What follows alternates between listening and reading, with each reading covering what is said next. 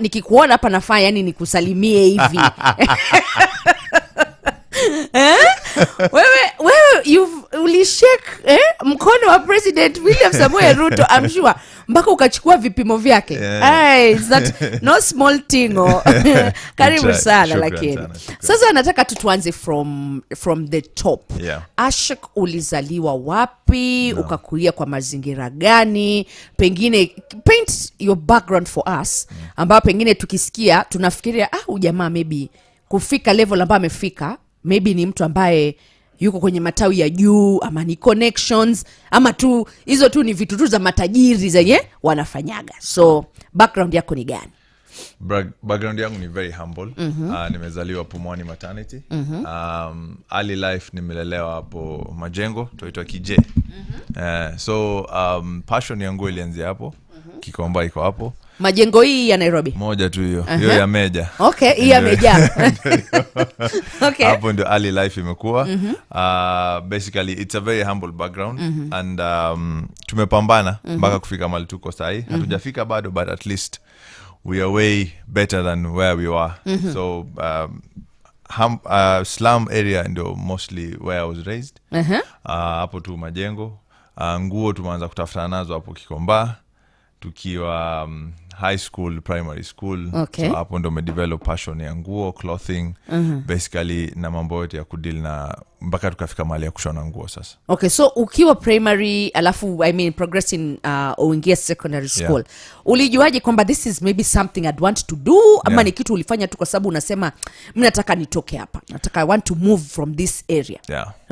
Kitu moja, cause kama bangu alikufa mapema sana. I think ilikuwa 6 years old. Okay. So mamangu ndo akajaribu kututoa hapo mali tulikuwa. So yeye ndo alikuwa na passion sana ya nguo. Mko ngapi kwenyu? Tuko 4. Okay. Wasichana wawili na vijana wawili. Mimi ndo wa mwisho. Okay. So mamangu alikuwa na passion ya kushona sana. Alikuwa ule mtu akaa chini na unajua mama kitambo, vitambaa vyake vya kuweka kwa kiti nini. Alikuwa nayo passion sana. Na alikuwa anapenda nguo sana. Okay. Hata akikunulia nguo ulikuwa unaona anajaribu kunulia matching nini, unajua luku. So hapo ndio passion ilianza kidogo, but si kitu nilifikiria sana nikiwa mdogo. Okay. Ni kitu ilikuja kudevelop baadaye after ushakuwa mtu mkubwa, ushakuwa mwanaume, ndio unaanza kufikiria okay, hii kitu kumbe nilikuwa napenda sana. Unaenda unashinda kinunua nguo sana, pesa zako unatumia sana kununua nguo, unataka kupiga luku. Sasa hapo ndio eventually passion ikaanza kugrow. Okay. Sawa. So ukiwa, let's say ukiwa secondary school, is that ulienda mahali ukajifundisha kufanya cherehani? Ama was it something that ulikaa tu chini ukasema kwamba this thing I can actually do it bila hata kwenda shule ama kufanya nini? Na ulianza immediately kama unashona, ama were you just buying clothes and saying by the majamaa kujeni ni wa dress? Mara kwanza ilikuwa hiyo, wanunua nguo kwa sababu ulikuwa ndaki Kikomba, wanunua 1 or 2 pieces. Kuna mafundi hapo wanakuwa justia, unaambia toa hii hapa niongezee hii hapa, unapata certain different from kenye umenunua, una adjust kidogo na una upgrade kidogo na kwa different. So from time to time unapata umevaa kitu watu wanafurahia, wanasema hii umetoa wapi? Unaambia ni mtumba, anakuambia hapana, kuna kitu umeongeza hapa na hapa. So hapo ndo nikaanza hiyo passion. Ile kitu umevaa, sasa zingine watu wanunua kitu umevaa, anakuambia niuzie hiyo umevaa, nataka hivyo hivyo. Na kwa sababu ni mtumba huwezi enda ati uende tena utengeneze nyingine kwa sababu ni mtumba. Hakuna kurudia. So unatoa tu hiyo unampatia. Unatoa tu unauza hapo. Sasa hapo ndo nikaona okay, hii ni kitu unaweza anza biashara nayo pole pole. So hii ilikuwa point gani in life? Was it high school or was it after high school? After high school. Okay. Because mostly during high school you don't have a lot of time. Because I was in day school. So most of the time ni shule nyumbani. Naam. Okay. Ukaingia campus. Naam. So hii kuingia campus, who was paying for the fee yako from all that time up until ukaingia kufanya BBIT? Kila kitu nashukuru Mwenyezi Mungu imeshughulikiwa na mamangu mzazi. So your mom, yes. Amepambana na kila mtu mpaka akaweza kuwafikisha that campus level. Ndo pia kila mtu aanze kujitafutia mwenyewe. So uko second year unafanya BBIT? Yes. Because according to this is the research mimi nimefanya, because I had to understand Ashok ni nani. So uko second year, you're doing BBIT. Yes. But then that is where you branched out and decided I can actually be a fashion designer. So how did she first take that? Hakukwambia wewe si ufocus na hii kitu umalize hii BBIT kwanza ndio mambo ya kushona nguo uingie baadaye? Hiyo ndio conversation ilikuwa ya kwanza kwa sababu ilianza za funny story. Hii passion ya nguo nilikuwa napenda suit sana. Okay. Na kupata suits ilikuwa ngumu. Hata ukienda Kikomba kupata kitambo pale suti, full suit inakuwa ni kazi. So unapatiwa, kuna jamaa kwanza nilipatiwa alikuwa anashona nguo. So nikampa pesa na marafiki zangu. Akafanya ile kitu. Ile kitu mafundi wanafanyaga. Okay. Hatujawahi pata nguo. So mara pili tukapewa mtu mwingine tena. Sasa tukiwa campus in between una meet watu ukapata mtu ukaambiwa ni fashion designer. Pia ukampatia order akushone nguo. Akakufanyia hiyo ile kitu. Sasa nikaona itakuwa pattern. Nini nasumbua watu wasiweze kudeliver nguo za watu. So huyo jamaa tu nilimshika mkono ndio tukaanza naye nikamwambia sasa tuone mali problem iko na tudili nayo. The same person ambaye alikufanyia ile kitu. Huyo jamaa tu alikuwa anaitwa Team Dafina. So hapo ndo tulianza na Dafina tukasema okay, kitu inamshinda ni hii na kitu anaweza ni hii. Na mimi kitu inamshinda mimi naweza. So hapo ndo tukaanza biashara. So hiyo conversation na mzazi ilikuwa ngumu kidogo, but nikamwambia at the end of the day eventually hauko sure that the BBIT will be your career path because the market is flooded, job opportunities ni kidogo. So tukakaa chini tukavio conversation. Hata the first money I used to buy to make the first suit, buy fabric na kumake yeye ndo alinipatia. Okay. Akaniambia shika hii ndo niko nayo kwa mfuko wangu sahi, anza tujaribu tuone, as long as you balance, we can balance both. Because mimi si mtu wa sherehe, mimi si mtu wa mambo mingi. Okay. So ilikuwa kama siko shule niko nyumbani, kama siko nyumbani niko shule. So akaniambia free time jaribu kuutilize na ujue kama uta-balance, maybe tutaona mbeleni. Kikushinda kubali tu imekushinda. Okay. But ukiweza well and good. Chapa zote. Yeah. Haya, so bado I don't think I understood. Ulienda kusomea cherehani ama sasa ulifundishwa? Cherehani ulifundishwa. Cherehani ulifundishwa pole pole. Sasa hapa kupatana na Dafina ndio unapatana na mafundi.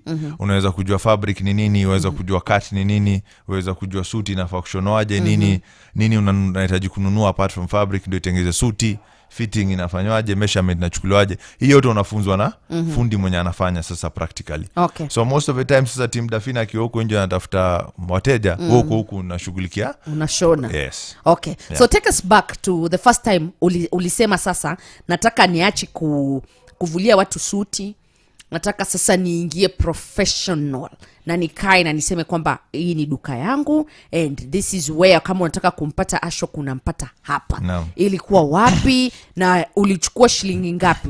How much capital did you invest? First time like nilikwambia I was just only given I think 20,000. Okay, by your mom? Yes. All right. Nikaanza kutafuta sasa, watafuta fundi. Unanunua material, unatafuta fundi.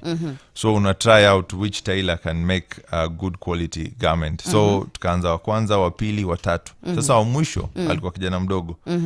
Yeye ndo alijaribu at least akatoa kitu eneza valika na watu. Okay. So hapo ndo nikaanzia, nikakaa chini naye nikamwambia hapa na hapa tuweza saidiana tuanze. Ilikuwa kibanda ndogo pale umoja, ilikuwa kwa barabara. Okay. Ilikuwa na machine moja ya kushona na machine moja ya overlock. Kwa zendo alikuwa anashona kila kitu, atashona trouser, ashone jacket, amalize, tuende tufanye fitting, tukuje tufanye adjustment, kila kitu. So ilikuwa small workshop hapo moja. Sasa tulikuwa nakuja town, ndio tunakuja kufanya fitting za watu, kwa sababu nilikuwa nafanyia I was living in a single room nikiwa campus. Okay. So hapo kwa single room ndo nilikuwa na meet clients, na most of the time uko na clients wengi. Most of them were just your friends, relatives and people you know. Hao ndo watu wa kwanza watakupatia biashara. So hapo ndo tulianzia. Nakumbuka ilikuwa ndogo sana, ilikuwa tusha machine 2 peke yake. Hata meza ya kukata na kila kitu tulikuwa nafanya nje na kupiga pasi. Naam. So unafanya nje alafu una import unaleta hapo ndani. So with 20,000. Yes. Aya, when you sold your first suit ilikuwa shilingi ngapi? Suti yangu kwanza ilikuwa shilingi 5,000. Shilingi 5,000? 5,000. No. Okay. Yes. And that was that because unacheka, but me I'm like wow. Hiyo hata si pesa kidogo. Si pesa kidogo. At that time haikuwa pesa kidogo, na ilikuwa ngumu sana kupata watu because ulikuwa unapata suti za uzwa Wesley 2,000 2,500. Wewe unauza double price. So alafu Wesley unaanza huelewi mambo mengi, huelewi biashara, huelewi branding, marketing, hizi vitu zote. So ulikuwa basically unaeka tu calculate margin from the small understanding uko nayo ya biashara, una calculate margin ndio una come up na price. Okay, so did you uli incur any losses Yes. ukicompare saa hiyo na Yeah. saizi knowing Yeah. what you know Yes. na maybe ni nini exactly do you wish kwamba ningekuwa nimejua hii kitu before then singekuwa nimeingia kwenye that type of loss. Yes. Actually vitu mingi sana but kitu moja ningejua mara ya kwanza ni fabrics. Kujua fabrics zenyewe na how fabrics zina react in different conditions na vile zinashonwa. Ningejua hiyo mapema sana singeenda hasara mingi sana cause mara ya kwanza nilienda hasara nilipewa harusi. Okay. So kupewa harusi kuna fabric walichagua merino ni sheep wool. Okay. Inakuwaga light sana, very light, it's see through. Sasa mimi unajua najua ni fabric, tumeenda mteja amechagua fabric, tumenunua, tumeshona, fabric ikakuwa light sana. So hakufurahia, ikakuja ikakuwa problem, ikakuwa back and forth, ikabidi sasa nichukue pesa yangu ya mfuko, nimrudishie, nikabaki na hizi nguo zote za harusi. Sasa hapo ndo nikakuja kujua sasa kuna fabrics tofauti na zinashonwa tofauti. Hata mtu wangu nilikuwa naye hakuwa anajua that hii fabric ikishonwa hivi na react tofauti. Yeah. Okay. Sawa. So na maybe I forgot to ask. Tofauti ya fashion designer na tailor ni gani? Okay, fashion designer basically ni ule mtu anakama up na patterns, trends na cuts. Tailor ni ule mtu sasa anakaa chini, anashona kitu designer ame design. So Okay. na come up na mostly wanafanya sketches and then fabric and then pattern yenye nakuja kutengeneza hiyo fabric and then vile inakatwa. Alafu tailor sasa anafanya the rest which is kushona na kutoa hiyo nguo vile iko. Okay. Aya, so now let's get to the juicy bit. Naam. Wewe umekuwa after maybe let's say that time ukatoka ukaenda wapi after that? Ya umo tutolewa and how long did you stay there? Umo tutolewa na fujo kwa tulika karibu miezi karibu 7-8. Okay. Sasa kwa sababu ilikuwa kibanda, kuna mjamaa alikuwa na other things alikuwa anataka kufanya. Alituoshia kibanda yote safi. Aliwaoshia like aliwaibia ama kibanda alichukua mpaka buttons mpaka uzi. Sijui ilikuwa personal ama nini, sijaijua mpaka leo. Lakini tuliamka asubuhi tukapata safi. Hakuna kitu chochote, hakuna kitu. Mlango, unajua ile mlango ni kibanda, mlango si ngumu kufungua. Alipiga teke moja akapata access. So akabeba kila kitu mpaka fabrics, mpaka nguo za watu, mpaka nini. So tukoona hapa haitakuwa sustainable. So how was that? Hebu tuambie, umekuja asubuhi, mnaingia, mnapata mlango iko wazi, kila kitu iko, shop iko, mpaka meza ya kukata, mpaka pasi. Kai, mpaka buttons. Ni kama moja mali kwenda kwanza biashara kushona tu kutoka hapo. So how was that? It was shocking. But again, it's a lesson because at the back of my mind nilikuwa najua this is not sustainable for the longest period of time because nilikuwa najua what I want to achieve in the long term hatuwezi achieve hapo. Okay. So it was just a process, na I think saa zingine tu ni Mungu anakuambia imefika time, jaribu kutafuta njia nyingine. So uliingia mkapata shock. Hata ndo alipigia simu akanambia kuja tu. Unajua ndo alifika kwanza kwa mimi niko class yako huko anafanya kazi. Sasa ndo alifika kwanza akanambia kuja tu. So nikampata tu amekaa hapo nje, pia anapiga hesabu, anaona haiwezi. Na ni pesa ngapi maybe ukicalculate back then loss ilikuwa kama shilingi ngapi? I think maybe 100,000 kwa tulikuwa shanunua machine zote mbili, shanunua vitu za kushona, kuna manguo za watu hapo zinashona, materials na vitu. Okay. Aya. So now nimeoshwa, how was the transition? So sasa hapo unabidi sasa unaanza tena kwa outsource kwa sababu sayari sasa lazima utafute pesa, zile nguo zimeibiwa ushone watu nguo zingine zilikuwa shaisha na zilikuwa zinaanza, ununue material tena utafute mtu wa kushona. Sababu sasa uanze kununua machine kwanza. Lazima sasa uanze ku replace vitu za watu zenye zimepotea, alafu sasa ndo uanze kufikiria mambo ya machine. How much was that? How much did that cost you again? At that time haikuwa pesa mingi, ilikuwa maybe around 30-40,000. Ukaitoa wapi 30-40 mwanafunzi wewe? Where did you get the 30-40? Ni the more unafanya unafanya saving kidogo. So hapo ndio nikaweza tukafanya tukadeliver, tuliweza kwa outsource. So ilibidi nikuje town nitafute mtu mwingine. Ule jamaa wangu nikamweka kando kidogo kwa sababu pia sasa sikuwa na uwezo wa kumsaidia.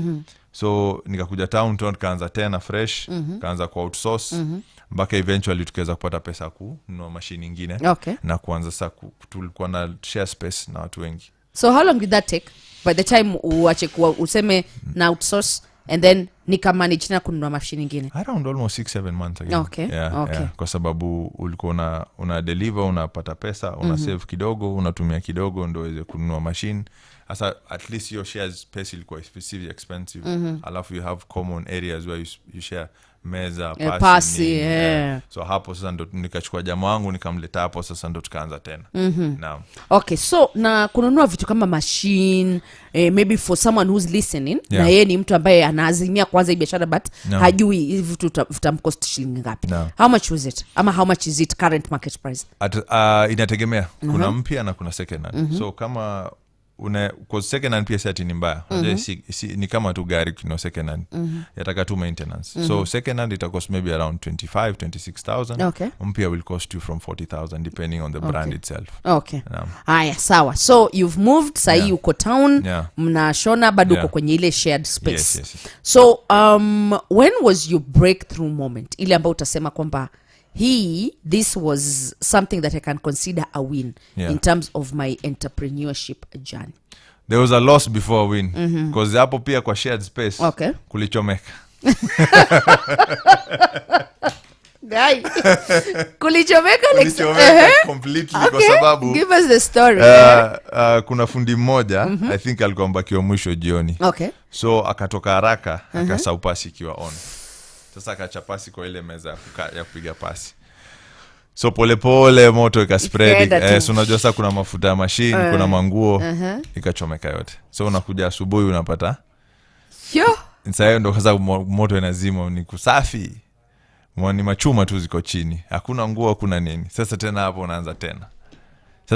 Sasa ndio nikakaa chini nikasema sasa hapa lazima tufikirie sasa.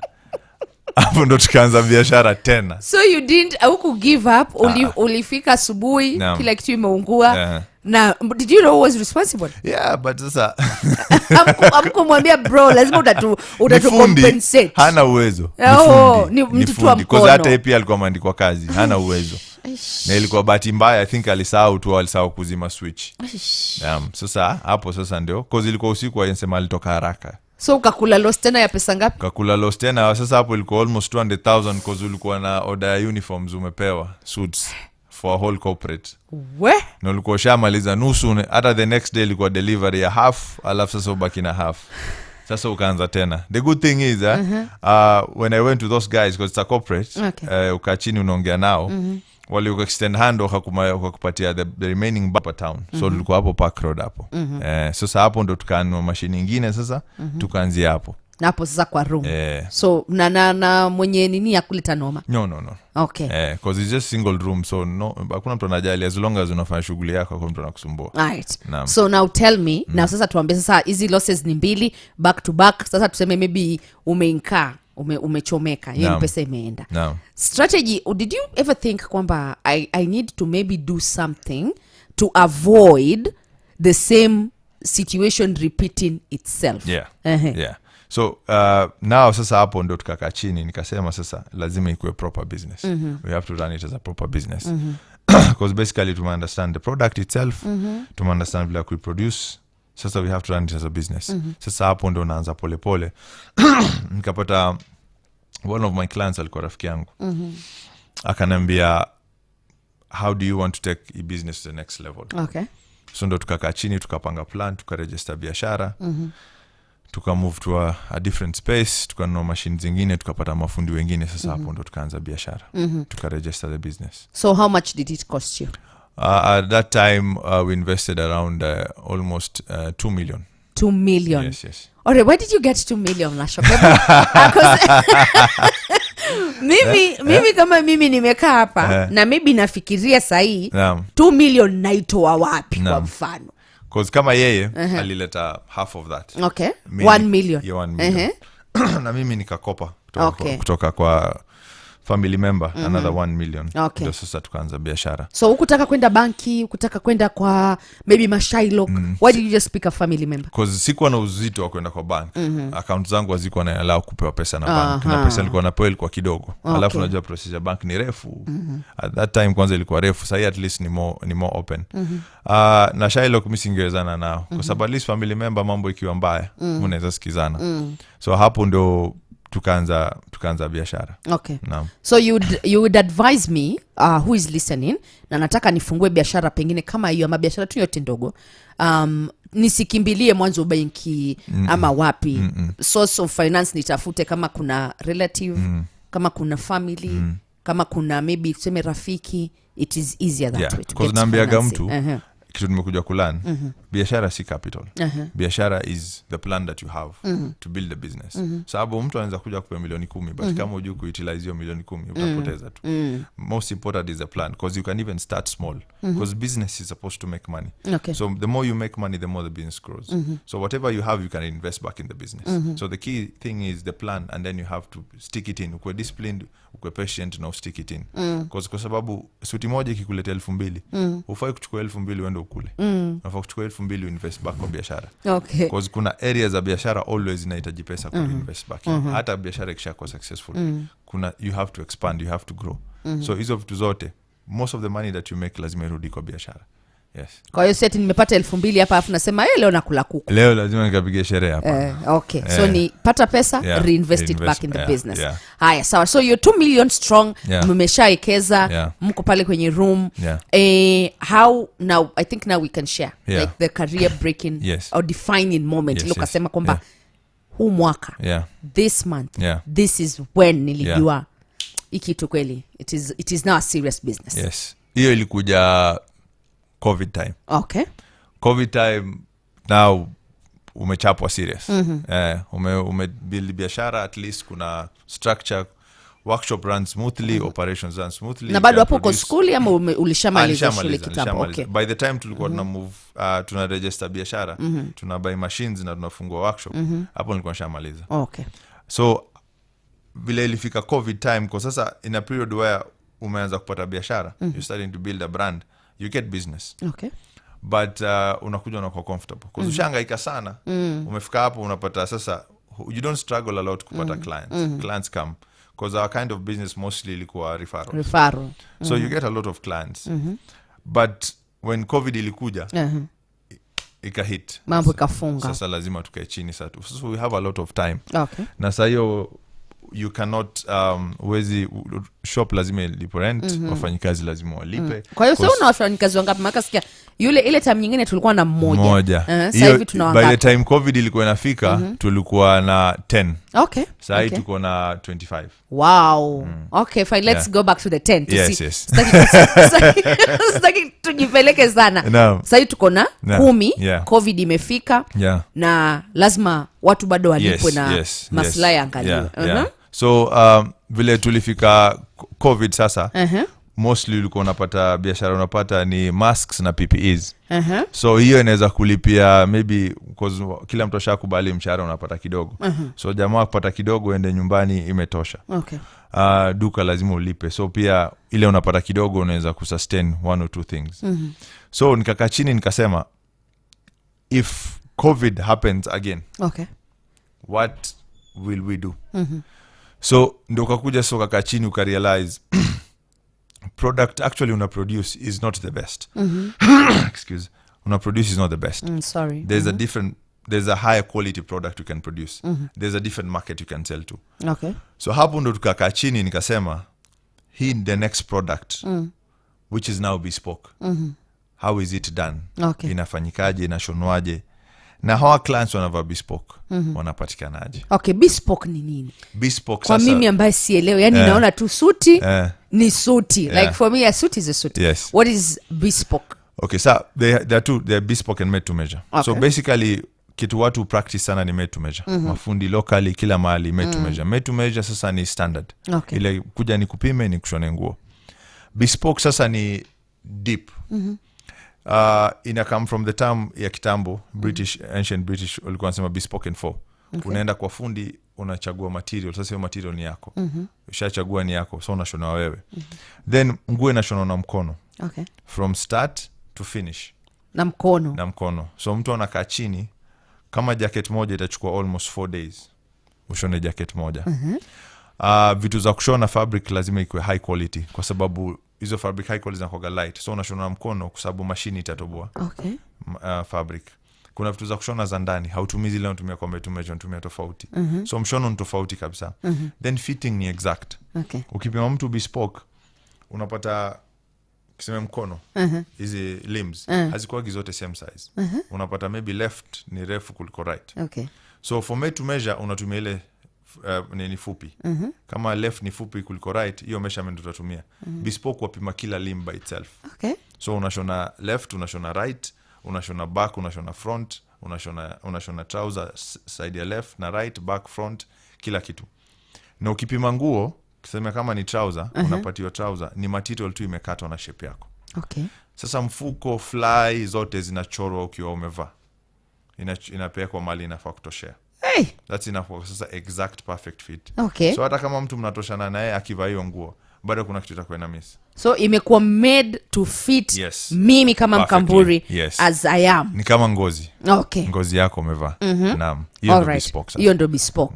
So ukasema kwamba tunatoka kwa umesema ni made to measure. Yeah, tunaenda to bespoke because now the people who have money to spend even during COVID ni high-end clientele. And high-end clientele wanataka a different quality and a different kind of service. So if you continue doing made to measure, you're still appealing to the other market, which cannot sustain you kukiwa na problem kama COVID. So now is when you have to rethink, change your strategy. Yes. Brand positioning, business strategy, and then operations. So how did you do all that? How did you manage kusema kwamba sasa hivi na tuna transition? Hiyo strategy mlitumia ni gani? Basically you had to reach out to people wakusaidie. Okay. Because basically if it's bespoke, kwanza unaanza na bespoke. Hawezi tafuta market na una product. So tukaanza hii bespoke ya shonoaje. Sasa una uzuri sasa these days you have access. You have Instagram, you have LinkedIn. You can talk to these guys. You can talk some of the best tailors were bespoke utapata London in a place called Savile Row. Okay. Napoli in Italy, Hong Kong. So you can talk to these people online and they give you as much information as possible. And then access to these high quality fabrics. You find these factories, they are open to giving you access to these fabrics. It's all about you making sure that they have market to sell these fabrics. So hapo ndo tukaanza polepole getting access and then getting knowledge. Tukaanza kujifunza polepole, hata mafundi wenyewe wanajifunza, wanaanza kuchange sasa the way they used to make clothes to this kind of nini, which is not easy, but because we had time during COVID, hapo sasa ndo mambo ilianza. Then tukuja sasa kwa brand positioning, how to target market this high-end clientele. Because if it's mass market, ni rahisi. You can use mainstream media, social media, broadcast, print. But for targeted marketing now, it's very, very different. Your target market is not on Instagram.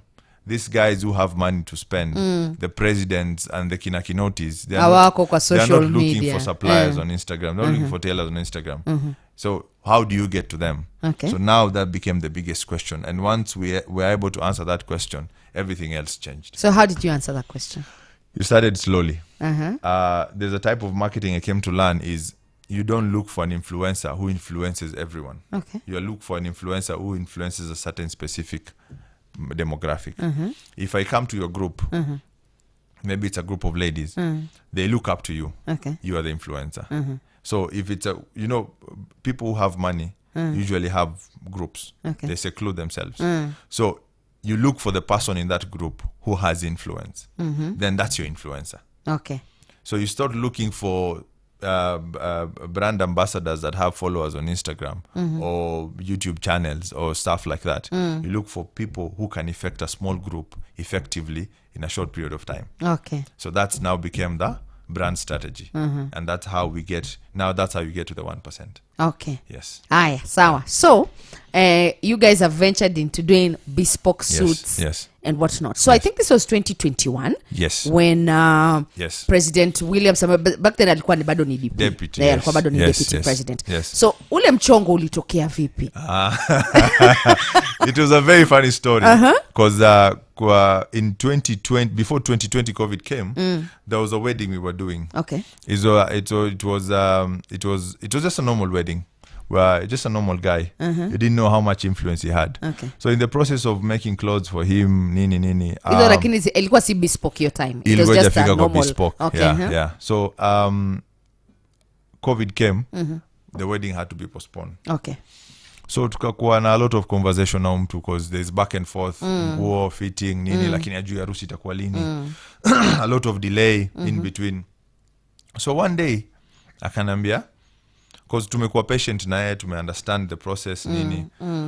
Akanipigia simu, akanambia, because one of the groomsmen was Nick Ruto. Okay, yeah. Okay.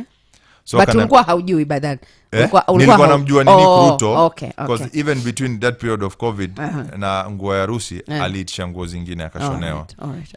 So akanambia, unajua ule jamaa anaitwa Nick, nataka uende uchukue measurements. Sasa hakutuambia ni nani. Okay. Kutuambia kesho asubuhi nitakonfirmia time, tupatane place fulani twende. Okay. So the next day in the morning around 6 akanambia tupatane kwa ofisi yake Kilimani, anda kutupeleka. So tukafika kwa ofisi Kilimani, tukatoka naye. Sasa tuko tu kwa njia tunaenda, tujui tunaenda wapi. Sasa tunajaribu kumuuliza, anacheka tu. Anacheka tu. Anambia nyinyi twendeni, msikuwe na wasiwasi. Sasa ufika pale Karen, piga ile junction, unaingia. Sasa saa ile umeingia kwa gate, sasa ndio inaanza kuingia kwa hesabu yako, unajua sasa ni it is someone prominent. So kufika ndo tukapata alikuwa na meetings mingi sana. So tukakaa hapo for almost 2 hours tunangojea. Okay. Ndio sasa eventually tukampata. Sasa ndio tukamchukua measurements, tukaongea naye for 2 minutes, then ndio tukapelekwa kuongea na Shalin na madam. Sasa hao ndio walikuwa wanashughulikia mambo ya nguo na kila kitu kingine, color, fabric, nini. Sasa hapo ndio process ilianza. And now nervous like when you saw, oh my God, it's the deputy president. That 2 hours ukiongoje, and sasa ina dawn on you that if you're waiting for this long, it has to be the deputy president. It has to be very important, very important person. When you enter the room, uko na wasiwasi, but once you get to talk to the guy, he's a very easy chill. He's a very easy guy. Okay. He's a very easy guy. Yeah. And then he makes everything else easy. Wakati wa kushona, si mmetoka pale. Yeah. Mlikuwa hamna tension ile kusema, we, hizi nguo, imagine if we just mess this up. Yani sijui itaendaje. Hapo hata tulita meeting kwa workshop.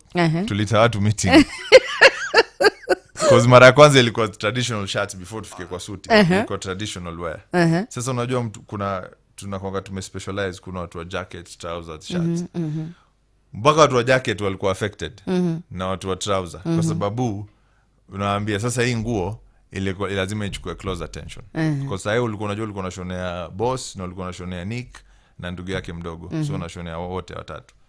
So kila mtu akaambiwa sasa hapa hii nguo vile anashonwa leo, kila kitu lazima iongoje. Hii nguo because ilikuwa pia na haraka. Okay. Ilikuwa mkazi haraka. Okay. So kaambia hizi nguo lazima kila mtu make sure iko sawa. Funny thing is kila mtu alikuwa so invested in that to make sure that by the time hizo nguo zilikuwa zitoka hapo zinafika, zilifika even way before time. Wow. Yeah. Na mlipwa shilingi ngapi? Mambo shilingi lembo nisiseme. Tunataka kujua. Mambo shilingi lembo nisiseme. Ashok, kwa sababu hesabu zinaingia hapo, si mimi peke yangu nilikuwa nakula. So kaambiwa mambo shilingi nyamazia hivyo kwa sababu unaweza haribu maneno place fulani. Okay. Naam. Lakini ulikuwa ni mpunga mnene. Of course.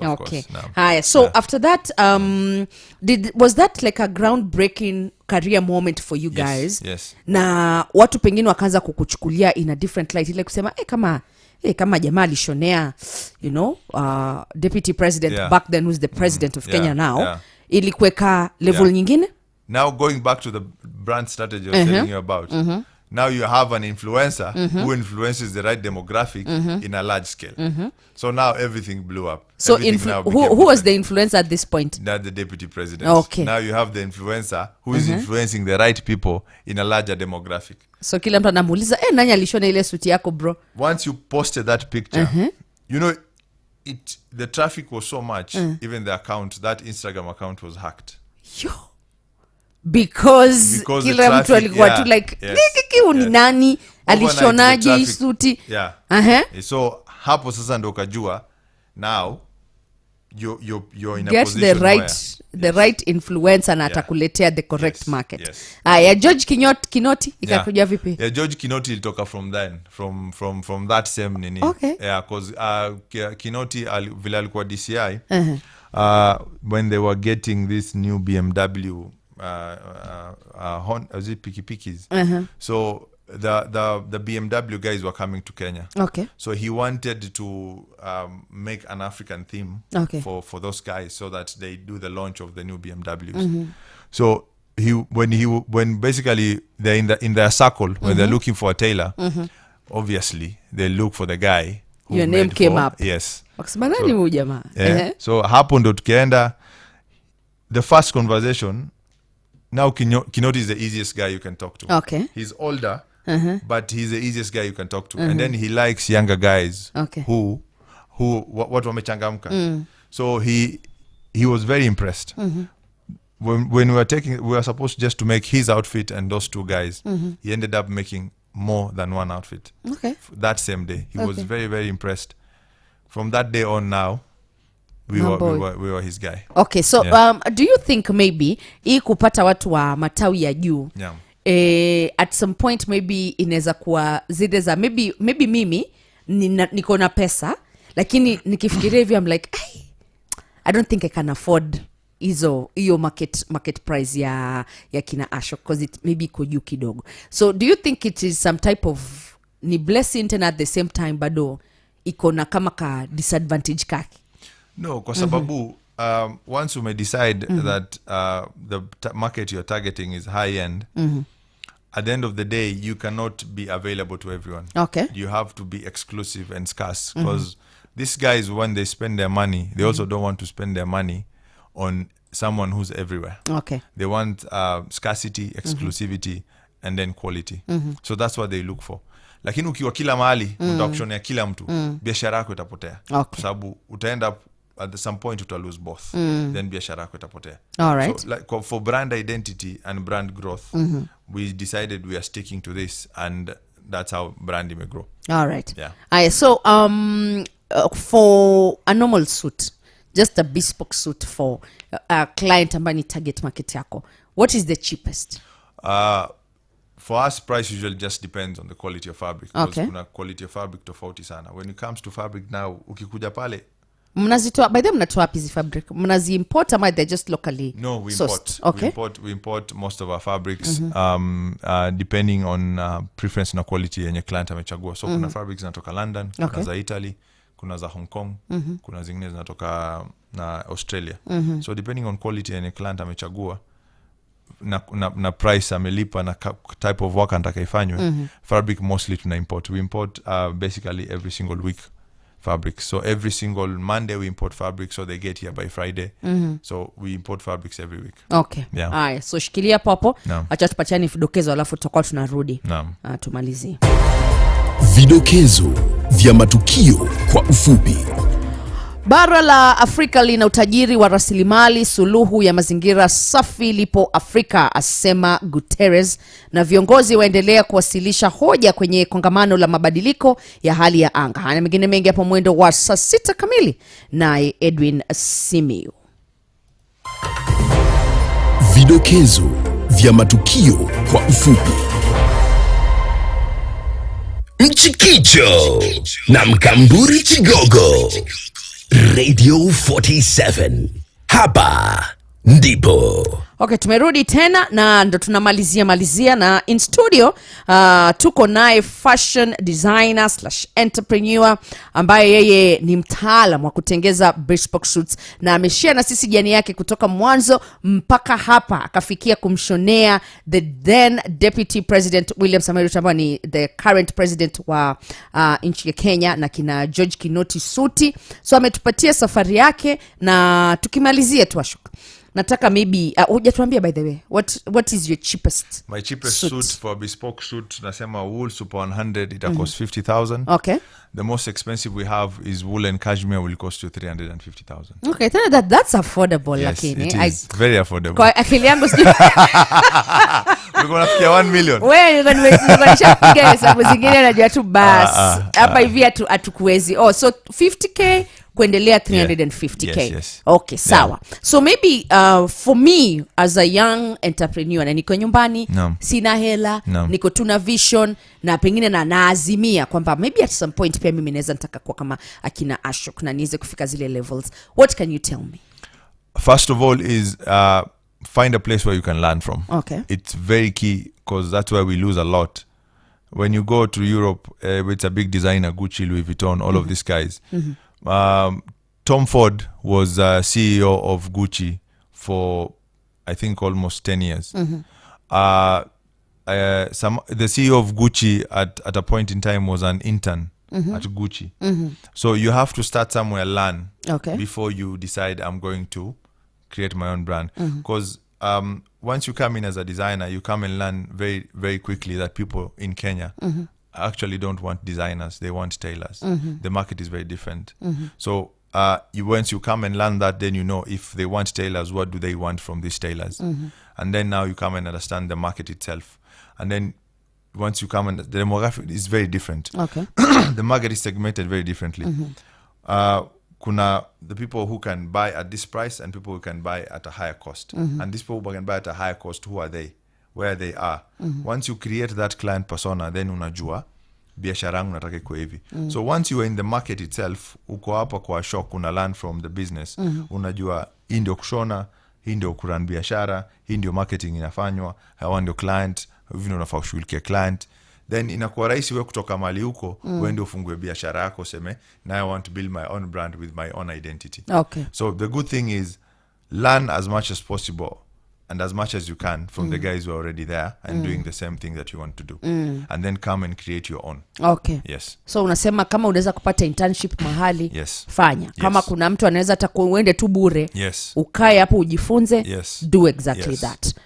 Sawa. Yes. So tukimalizia tu, maybe some of the nipatie maybe one disadvantage ya machangamoto moja ambao unakumbana nayo, na maybe one very good pro ambao utaambia mtu kwamba I will encourage you uingie kwenye fashion design. The problem, like you're struggling now and mostly we've been struggling for a while, is the cost of production. Cost of production iko juu kidogo kwa sababu tuna import hizi vitu. Na hii cost of importation inaongezwa daily. Last year we were doing 20% cost of importation for every invoice. Now you're doing 35% per meter. So every meter you purchase, you pay 35% import tax. So cost ina juu, and at the end of the day watu income ya watu haiongezeki. So your clients are not making more money to be able to buy your suits. They are making the same amount of money but your cost is going up. So we pia mahali lazima uke chini useme lazima kuna kitu ipunguzwe mahali ndio watu pia waweze kubuy nguo comfortably. Because utaki pia client wako buy nguo moja aende asiwairudi. Unataka aendelee kuvaa ndio aweze kufeel na kuwe comfortable in your brand. So hiyo ndio changamoto tumekuwa moja nao, na pia skill set. Now when you do bespoke you lose a lot of skill because watu wengi hawaendelei kufanya bespoke, na watu wengi hawana patience. Especially now when the economy is tight, hakuna mtu anataka kuwa na patience ya kulearn, anataka kufanya kazi alipesa hiyo. Sasa unapoteza watu wengi because watu wako njaa, wanataka kufanya kazi, wanataka kulipwa. Na wanataka learn, haelewe ndio grow, ndio aweze kutengeneza pesa ya maana. Watu hawana hiyo time. Sasa hapo ndio unapoteza a lot pia. But one advantage I could say about this business is you learn every day and you grow. And as a man, once you wake up in the morning and you have the ability to grow, there's nothing that motivates you more. All right.